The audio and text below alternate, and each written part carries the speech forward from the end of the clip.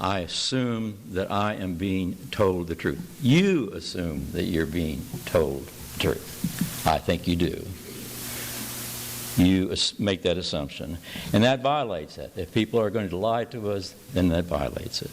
And finally, most lies are eventually discovered. We know that in cases of domestic relationships and adultery, they are and will be discovered. They are discovered. And when that happens, then we create a serious lack of trust between ourselves and others. And we'll say more about that later. But we are going to find out when we've discovered people have lied to us that we don't trust them anymore, particularly if they lie to us more often or more than once. However, most of us try to justify our particular lies when we lie. We want to escape personal embarrassment by saying something that is not the truth. That we actually want to hide something about ourselves because we might be embarrassed by that. Or we say, well, I just didn't want to hurt her feelings or his feelings. And that's the reason I lied. That's the reason that I said what I did. Or we say it was just a white lie, whatever that is, a white lie. Now, presumably, they mean by that it is victimless or it doesn't do any harm or do any damage to tell that lie. Well, I'm here to say that in my experience, and I've been around a long time, it does do damage. It does do damage. Even the lies about whether or not this makes me look silly or whatever, when you're asked that question, there is harm done. Now, others claim that they are simply exaggerating or being careless about communicating the facts, and that is true. A lot of us are careless about communicating the facts, and we don't check our facts before we communicate those. And that is a way of trying to justify what it is that we are saying or the lies that we make. And then there's a fellow that is running for president of the United States who apparently just can't help himself. And according to an impartial observer, he has lied probably about every 37 seconds. Okay? Now, I don't understand that. I don't understand why he can continue to do that and think he can build good relationships with other people or even get someone's vote for his doing that. But that's the reason I'm saying he just can't help himself. I don't know what that is. Now, trying to justify a lie is very difficult to do. Even if a person thinks that he has or she has a pretty good reason for a lie, he will rarely, if ever, allow that same reason to be used by somebody else when he tells that person, when that person tells him or her a lie. In fact, none of us like to be lied to. I could ask, does anybody out there like to be lied to? And ask for a show of hands. I assume I would not get any hands. Yes, I like to be lied to. I want to be lied to. None of us want to be lied to. Now, why would we then think that it's all right to lie to other people? Now, that goes back to a very ancient kind of rule that we were asked to follow from time to time. When Jesus used it, it was called the Golden Rule, but it's much older than that. Do unto others as you would have them do to you. Virtually every moral code that we've ever encountered has that in it. It's called the reversibility criterion. Reversibility criterion, where you simply reverse it and say, if you would like to be lied to, then you might lie, but since you don't want to be lied to, then you shouldn't lie, because you should do unto others as you would have them do unto you, or some version of that. Every ethical theory that I teach in my courses in ethics and on the show that we do about Do the Right Thing, that's the radio show that we do about ethical issues, I attempt to use the reversibility criterion. And when we were talking about ethical issues, we often talk about the reversibility criterion.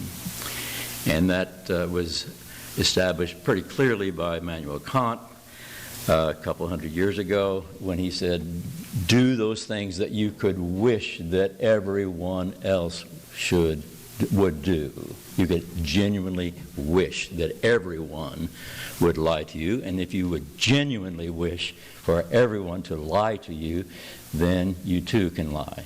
But then he went on to say, but you cannot do that without contradiction. It would be irrational for you to wish that everyone would lie, because if you would wish that everyone would lie, then there wouldn't be any such thing as lying, because everyone would lie, so no one would make the assumption that the truth is being told. So you can't lie if no one's making the assumption that the truth is not being told. So it's a difficult position to hold. You could never hold to the position that you want to be lied to, or that you could never hold to the position that you would want everyone in the world to lie at all times.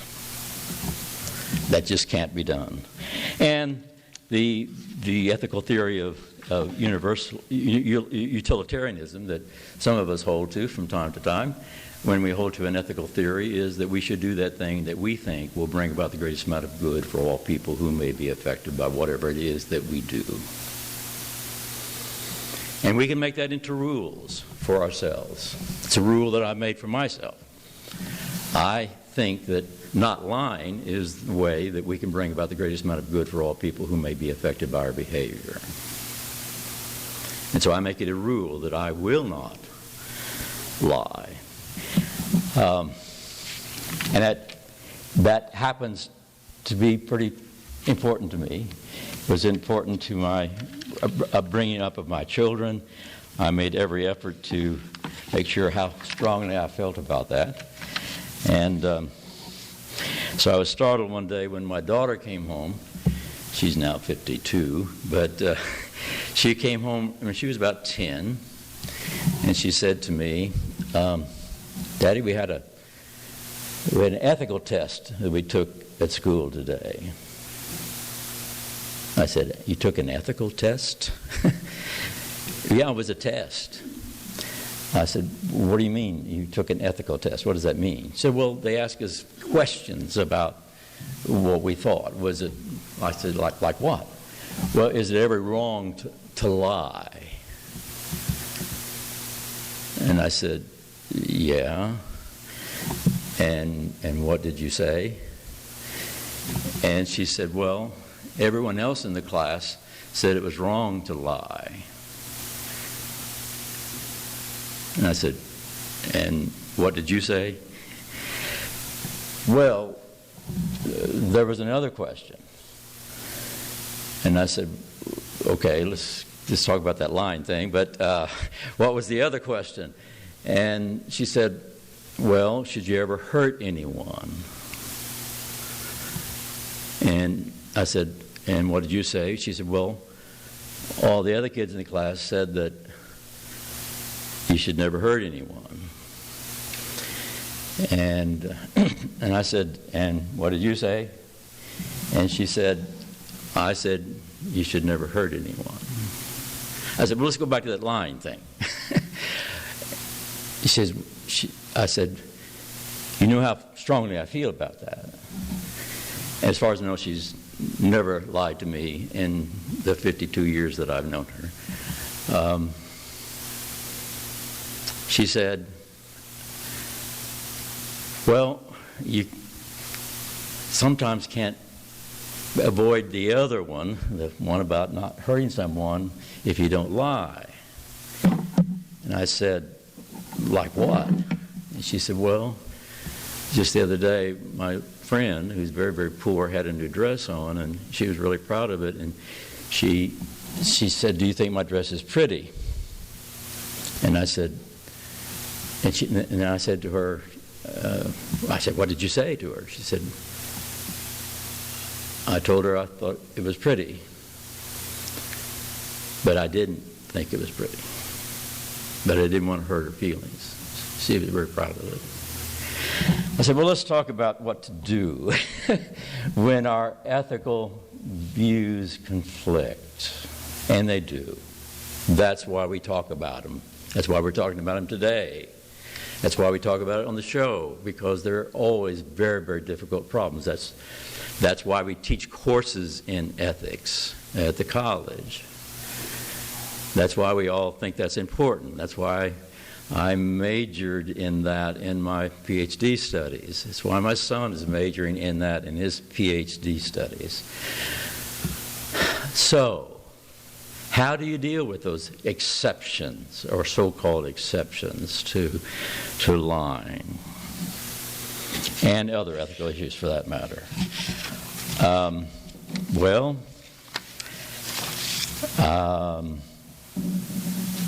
Let's take a few of them.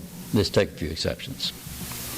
Would it be permissible, if it is required to prevent serious harm or death to another person, to tell a lie? That's a difficult issue. In fact, I didn't tell you the end of my conversation with my daughter. When I told her that I would have told the little girl the truth, she said, and she just read the Diary of Anne Frank. He said, so when the Nazis come to your door, you just say, yeah, she's up there in the attic. And I said, no, I wouldn't. I would find some other way to deal with that. And if I had to, yes, I would lie. I said, but that's never going to happen to you. There's no Nazi who's going to come to your door. There's no Nazi that's going to come to your door and say, is Anne Frank up in the attic? That's not going to happen. And rarely in your life is whether you lie or not going to be something you're going to have to deal with. So you can't defend lying by simply saying, what about if you're going to prevent bodily harm or even death to another person? Would you lie? Yes, I would. And I think that would be justifiable for me to lie, to save another person's life or serious harm. But, as I say, that's probably never going to happen in my lifetime.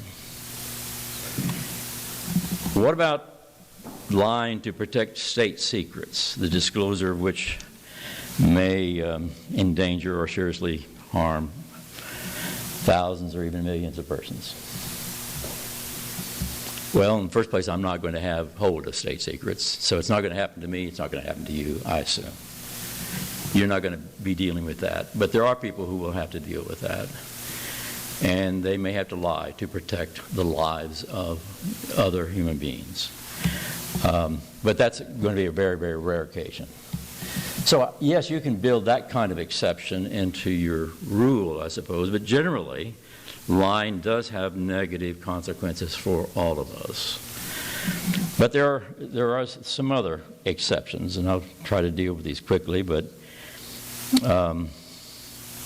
would lying be permissible because some persons are not entitled to know the truth about your personal life, and yet your silence in the matter might reveal too much? If somebody asks you a question and you refuse to answer, what are they going to assume? That whatever it is behind their question, you're guilty of or you're hiding. What do you do? What do you do? They're not entitled to know that matter about your personal life. They're just being nosy or whatever. And I think most of us have met that situation. Most of us have met that situation and dealt with it. And we find ways to deal with it. There are ways to deal with that. And And sometimes you will reveal something or people will infer things, but I think that does not necessarily justify lying about it.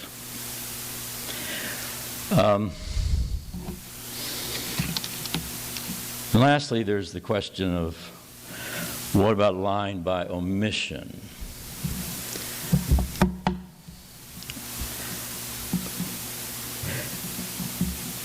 By leaving out important qualifying circumstances of your claims that mislead those who hear or read what you say. That's lying, and that's not justifiable, to leave out important circumstances related to the claims that you made. And more importantly, and this is one that we talked about a lot on the radio show. In fact, we spent a whole show on this. What about the situation where people make claims, false claims, questionable claims, and you do not challenge them, and by your silence allow them to assume you agree with them? That's probably the most difficult thing for most people to do. Simply let them make their claims. You remain silent in response to those false, misleading claims. They will infer often that you agree with them. In fact, there's evidence to suggest that. Well, he agreed with me. He didn't say anything when I said that earlier. She didn't question me. She must agree with me. I don't let that happen. Because I don't want that person to think that I agree with them and carry out that lie.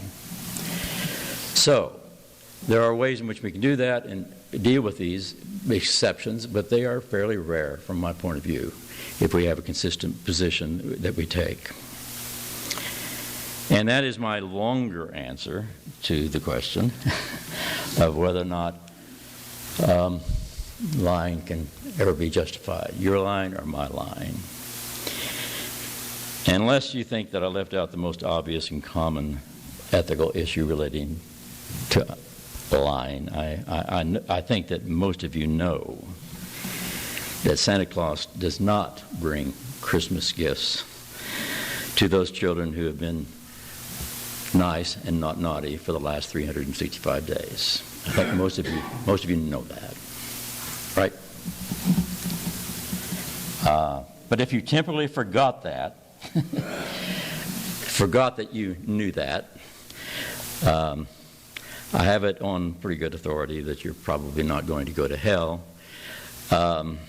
or jail unless you are under oath in a court of law. When you say that Santa Claus brings gifts to children on Christmas Eve. But most people do tell their children that. It's called the Santa lie. It's a pretty big one. It's pretty well universal. But it's not necessary, not a necessary lie. I can tell by my personal experience that it's quite easy to avoid telling the big one, the big Santa lie, without taking anything away from the excitement of Christmas for your children. Then you won't have to make all the other lies to cover up the big Santa lie, because your children know that you don't even have a chimney. Right? Your children already know that, or did know that. My children know that. I never told them the lie. I was not told the lie when I was a child. But boy, we had fun at Christmas. Had a lot of fun at Christmas. And we read the story about the night before Christmas when all through the house not a creature was stirring, not even a single little mouse. So we had a lot of fun with it. We talked about the man in the story.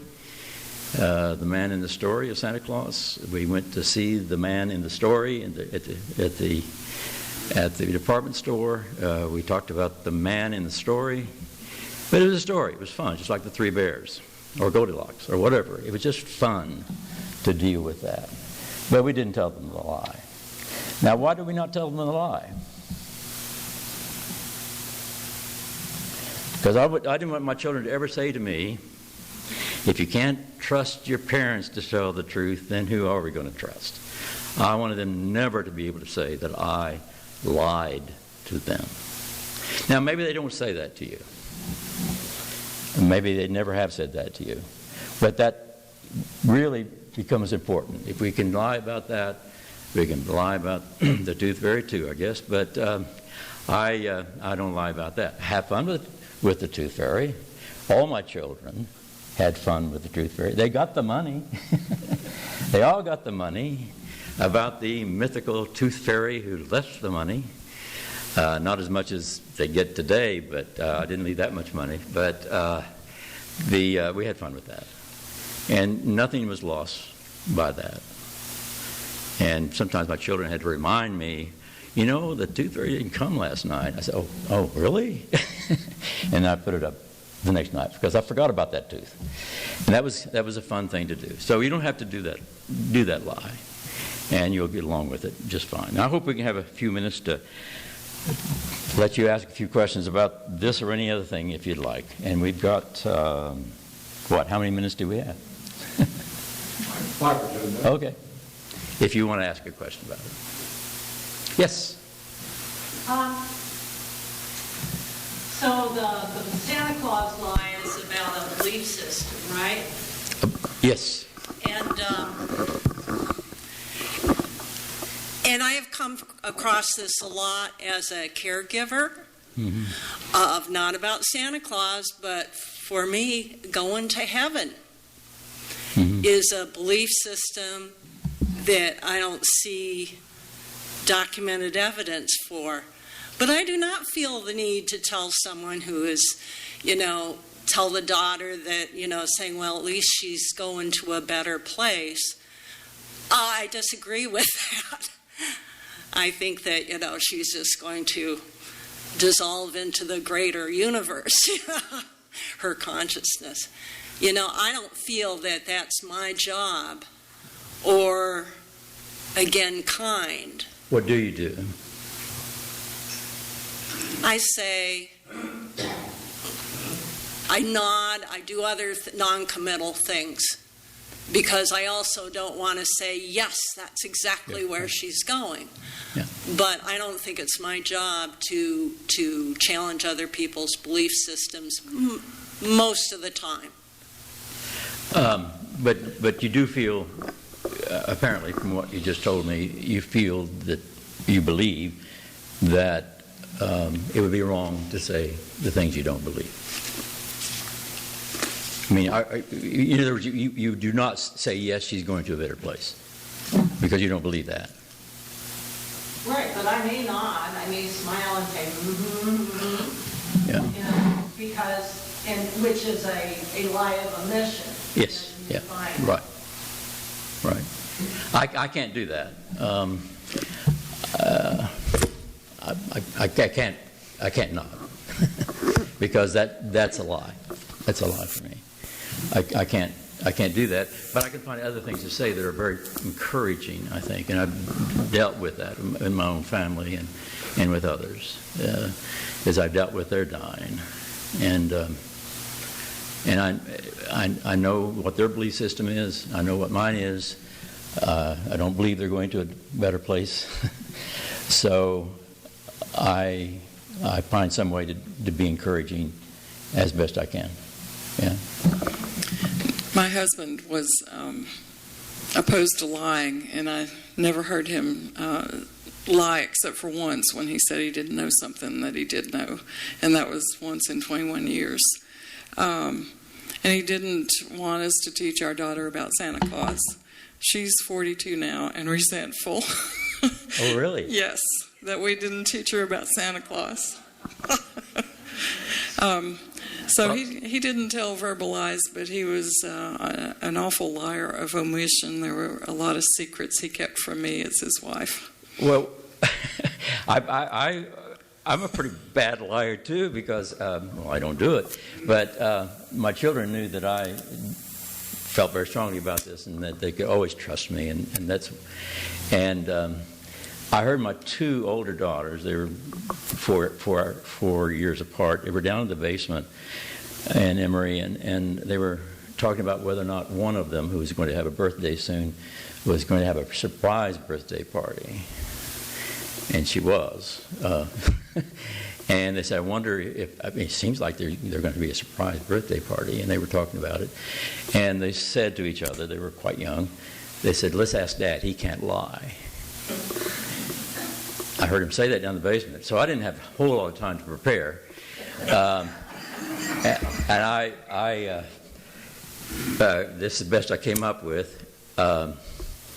Dad, are you going to give Cynthia a surprise birthday party? And I said, why would you ask that? Which was not very good, and I was caught, and I messed up everything. So they drew their own conclusions. Those are very difficult situations. They really are. You have to find something creative to deal with that. If I'd had more time, I would have thought something more creative. So I was going to ask you how we could respond to people when we disagree strongly with what they're saying, because I'm usually silent. They paid me for 45 years to do that in the classroom. That's what I do, and that's what philosophers do. They question people, and they challenge things that they don't agree with. Yeah. But I think that's difficult for a lot of people because they don't want to start a whole conversation and deal with that. Okay. Yeah. I suppose we could say, well, that's one way to look at it. Well, that's, yeah. And that shows that I don't necessarily agree with you, but I don't. But you don't want to go into the whole thing. Yeah. Yeah. Go back there. I was interested that you brought up the Santa myth. That you kept thinking, is he going to bring that up? Not really, but I grew up without it, partly because I came from a German heritage, and my extended family used to walk in the door on Christmas Eve with all the gifts. And so, as even the smallest child, I knew where all the gifts came from. And but it was a source of conversation between my husband and I, because he grew up with the Santa story and loved it as a child. And so, against my better judgment, we did pass it on to the children, except when we adopted an older boy. He quickly disabused our preschool children of not only Santa, but the Tooth Fairy and every other, childhood, though we never did do the Easter Bunny. I remember my oldest son was at the post office in Emory with me, and some faculty member was picking up his mail at the post office, and he said to my son John, he said, what did Santa bring you for Christmas? He was about 3. And he looked puzzled, and he looked up at me, and what does he mean? And I said, he wants to know what you got for Christmas. Oh, okay. So then he told him what he got for Christmas. But we didn't use the phrase, what did Santa bring you for Christmas? Because that was the man in the story, the story about Santa and the night before Christmas. But he knew that story well, but he didn't know that Santa actually brought him Christmas presents. Ed, I've spoken to you before about this. As you know, I agree with you basically. I recently read a quote which mirrored part of what you said, that said, it is always wrong to lie unless telling the truth would cause more harm than lying. And you've seen to me that you did give some exceptions, so that your opening statement that it can never be morally justified, and yet you said there are in life, not for most of us, most of the times we feel compelled to lie. The world is not at stake, nor is a life. Right. But how do you reconcile your opening statement? It's never morally justified. The short answer is no, and for most of us, in every situation that we actually encounter, we can avoid lying. I have avoided it my entire life. As far as I know, no child of mine has ever lied to me. And they range in age from 31 to 52, and I've never been lied to, as far as I know, by my children about any single thing. And it shows you how strongly I feel about that. I'm in a relationship with a man who wants us to have an open and honest relationship. We talk about microscopic honesty. That requires that when I have an emotional reaction to something he says or does, I share it immediately. I have great difficulty doing that, but I don't think you mentioned that kind of honesty in your talk. Well, actually, Harry suggested the title for what I was going to say this morning, and it was truth-telling and lying, or something like that. And I said, no, let's not talk about truth-telling, because you don't have to tell everything that you're thinking. That could cause a lot of harm.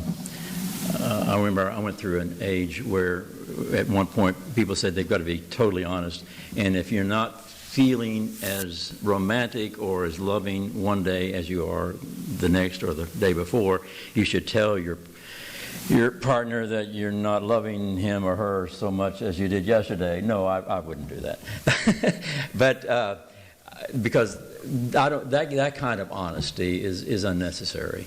That when you have waves of feeling that change, but I do believe that the relationship, in order to be a genuine one, one has to count on the fact that you are being told the truth. We can't realize that emotions come and go. Yes, they do. Accept each other for that. And you do get angry at a partner, and you do get angry, but probably that partner already knows that. And you deal with that, but it has to be. But the telling lies as a means of doing that is not required. You can avoid that and deal positively with the issue. It seems to me. I see two more hands raised, and that we'll have to end sometime. First, I want to thank you, Dr. Damer, for being an important part of my education at Emory and Henry. And this topic is very dear to me because it's the basis, I think, of communication. Mm-hmm. And we all have our contradictions and we all have our issues. But I'm really making more of a statement here, but I just feel like if we could get beyond our own issues a little bit in responding in our conversations, that our relationships would be so much richer, because it would take away a lot of the guesswork. Too many of us interpret what someone is saying and allow that interpretation to dictate our response. And then we fool ourselves into thinking we're not lying. Yeah, right. Well, thank you.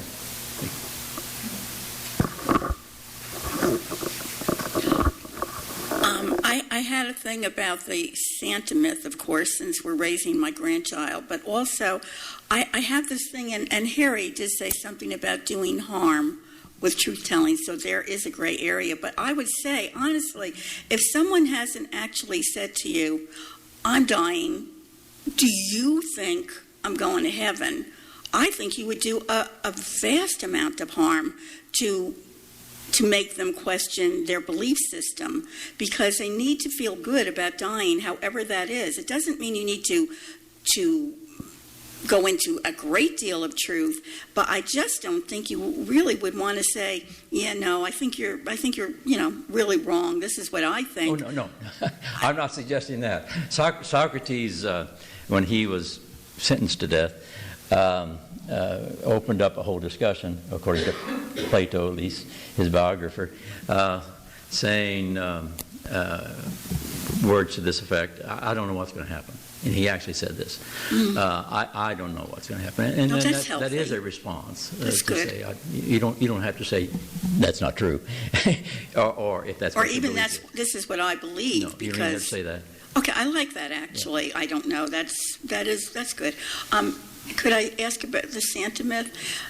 That's all well and good, because we're very uncomfortable with lying, and we're doing that, and we don't like it. The thing of it is, what about the children? Because I know Noah would go and say, there really is no such thing. He's just a man in the story. Is that nice to do to all the other children? I mean, isn't that, what you tell your child is going to affect all the other children, and is that fair? This never became an issue for us, but I do remember some conversations that between my children and myself, where I did caution them to not disabuse others of that, and that other parents are saying different things. Harry, let me say one thing, or comment, brought this to mind. I think it's important when we're thinking of lying or not lying, which is a dichotomy, to also consider the context. And that's, if you're talking about an interpersonal interaction, it's the ability to take the perspective of the other person. And that can guide a lot of what your behavior is. And can guide you toward being creative in your response, possibly, in a way that's considerate and compassionate and supportive. Yes. It isn't that you're lying, it's simply that you are recognizing that that dichotomy does have to have a humanity surrounding it. That was all I wanted to say. Thank you. That's said very well. And I try to do that. And if I have time, as I said, to be creative and non-harmful, I make every effort to do so, and I would recommend that we have responses available, maybe in advance for people where that's going to happen. When people ask me if I will pray for them, I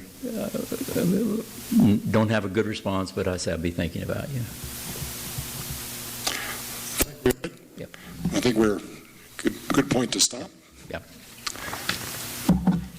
And I will be thinking about it.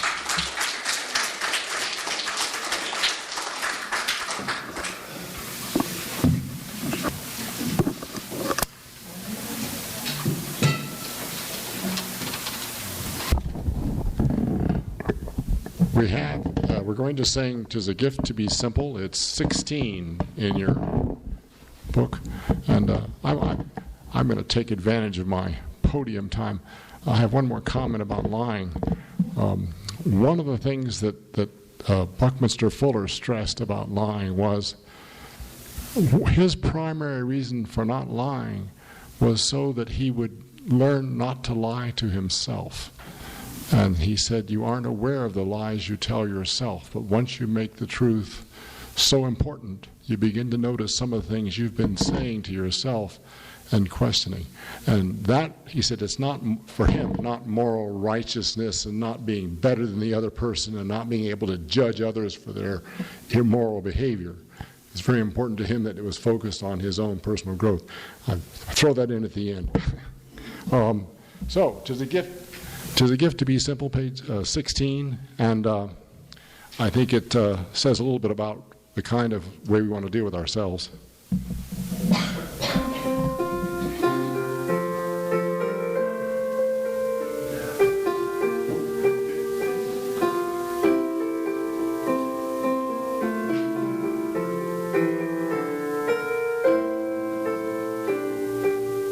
We're going to sing it twice.